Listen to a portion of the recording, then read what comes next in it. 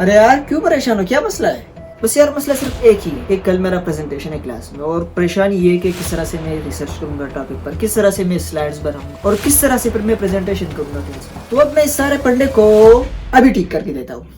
Hello party, मैं मंसूर यार। आज की स्टूडियो में हम बात करने वाले हैं प्रेजेंटेशन के बारे में कि प्रेजेंटेशन किस तरह से होना चाहिए। बेसिकली हम प्रेजेंटेशन पर बहुत डिटेल में बात करेंगे कि प्रेजेंटेशन के लिए टॉपिक को सेलेक्ट करने से लेकर फिर टॉपिक पर रिसर्च करना, फिर मटेरियल्स को जो है स्लाइड्स के फॉर्म में रिप्रेजेंट करना और इसके साथ साथ टॉपिक को किस तरह से जो है प्रेजेंट करना चाहिए। बेसिकली मैं अपने एक्सपीरियंस से आपको ये सब कुछ बताऊंगा, किस तरह से अपना प्रेजेंटेशन जो है क्लास में कर रहा होता हूँ, किस तरह से टॉपिक को सिलेक्ट करता हूँ, किस तरह से रिसर्च कर रहा होता हूँ, किस तरह से स्लाइड्स बनाता हूँ, कौन से टूल्स एंड टेक्निक्स यूज करता हूँ और किस तरह से फिर मेरा जो है ना टॉपिक का प्रेजेंटेशन होता है। इसके साथ साथ मैं आपको अपने प्रेजेंटेशन का वीडियो भी दिखाऊंगा जो कल ही मैंने किया है आर्टिफिशियल इंटेलिजेंस के सब्जेक्ट में और जिसके बदले में मुझे A+ मार्क्स मिले। और इस वीडियो को हम 5 पॉइंट्स में डिस्कस करेंगे और इन 5 पॉइंट्स को अगर आप समझेंगे ना तो आपका जो है प्रेजेंटेशन स्किल जो है बहुत ऊपर जा सकते हैं और आपको बहुत हेल्प हो सकती है इस वीडियो से। सो पहले पॉइंट पे आते हैं। पहला पॉइंट है कि किस तरह से जो है टॉपिक सेलेक्ट करना चाहिए। बेसिकली वो टॉपिक सेलेक्ट करना चाहिए जिसमें आपका इंटरेस्ट हो, जो आपको इजी भी लगे। ऐसा ना हो कि फिर जो है बाद में टॉपिक आपके लिए बहुत डिफिकल्ट हो और फिर आपको जो है मसला हो रिसर्च करने और टॉपिक को प्रेजेंट करने। कॉलेज में तो 2 तरह का जो है टॉपिक सिलेक्शन होता है। एक तो होता है कि स्टूडेंट खुद जो है अपने लिए टॉपिक सेलेक्ट करते हैं। दूसरा ये होता है कि प्रोफेसर साहब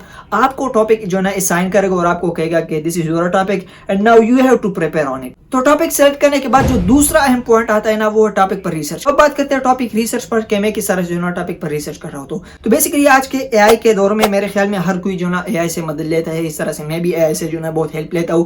तो मैं चाहता हूं मेटा एआई की तरफ या ChatGPT की तरफ और एक अच्छा खासा जो है प्रॉम्प्ट लिख के मैं ये बताता हूं कि कल मेरा प्रेजेंटेशन है इस टॉपिक पर, तो आपने ऐसा करना है कि इस टॉपिक को मेरे लिए प्रिपेयर करना है और अच्छी तरह से जो है क्लियर करना है मेरे को, ताकि मैं जो है इसको अच्छी तरह से ना फिर एक्सप्लेन कर सकूं। इस तरह बार बार प्रॉम्प्ट्स देके मैं उन मटेरियल्स को जो है बहुत रिफाइन करता हूं। लेकिन सिर्फ एआई से हेल्प नहीं लेता। बेसिकली मैं यूट्यूब पर भी जाता हूं और उस टॉपिक से रिलेटेड जितने भी कंटेंट होते हैं ना तकरीबन 2-4 वीडियोस तो मैं देख ही लेता हूं ताकि मेरा रिसर्च बहुत पक्का हो।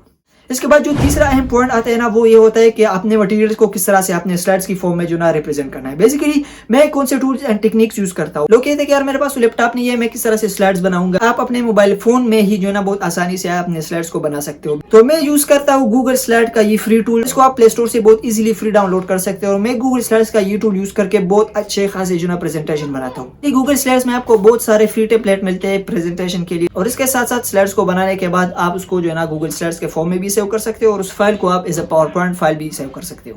अब चौथा पॉइंट है कि मैं किस तरह से अपने टॉपिक को प्रेजेंट कर रहा हूं। तो बेसिकली हम अपने मोबाइल फोन से ही जो है अपने टॉपिक को प्रेजेंट कर रहे होते हैं अपने क्लास में। जो क्लास में मल्टीमीडिया लगा होता है ना वो प्रोजेक्टर या बड़ा वाला स्क्रीन, हम मोबाइल फोन को कनेक्ट करते हैं मल्टीमीडिया के साथ एंड फिर विदाउट लैपटॉप जो है हम बहुत इजीली उन स्लाइड्स को बड़ी स्क्रीन पर जो है दिखा सकते हैं। और अब बात करते हैं 5वें सबसे इंपॉर्टेंट पॉइंट्स पर। बेसिकली इस पॉइंट में मैं ये बात करूंगा कि फिर मेरा प्रेजेंटेशन कम्युनिकेशन स्किल कैसा रहता है, मेरा आई कांटेक्ट लोगों के साथ कैसा रहता है। तो इन सब पे जो ना मैं आपको ये वीडियो दिखाता हूँ। इस वीडियो को आप देखो और उससे अंदाजा ही लगाए कि मेरा कम्युनिकेशन स्टाइल, मेरा आई कांटेक्ट लोगों के सामना टोन। बेसिकली इसमें तो ऑडियो क्वालिटी जो ना बहुत पुअर है, लेकिन आप वीडियो को ही देखो और वीडियो से अंदाजा लगाओ कि आपने भी इस तरह से जो ना प्रेजेंटेशन करनी है। बेसिकली प्रेजेंटेशन करने में सबसे जो इंपॉर्टेंट रोल होता है ना वो आपका प्रेजेंटेशन कम्युनिकेशन स्किल होता है कि आप किस तरह से आगे खड़े होकर लोगों को फेस कर रहे होते हैं, आपका आई कांटेक्ट लोगों के साथ कैसा है, आपका टोन कैसा है। प्रेजेंटेशन के लिए मेरा जो भी रिसर्च था, जो भी मैंने स्लाइड्स बना है वो इसी 5 पॉइंट्स की मदद से बनाए हैं। This was the video about presentation के किस तरह से रिसर्च करना है, किस तरह से स्लाइड्स बनाना और किस तरह से प्रेजेंटेशन करना है। So basically this was the video और मिलेंगे अगले ऐसी ही वीडियो में। सो तब तक के लिए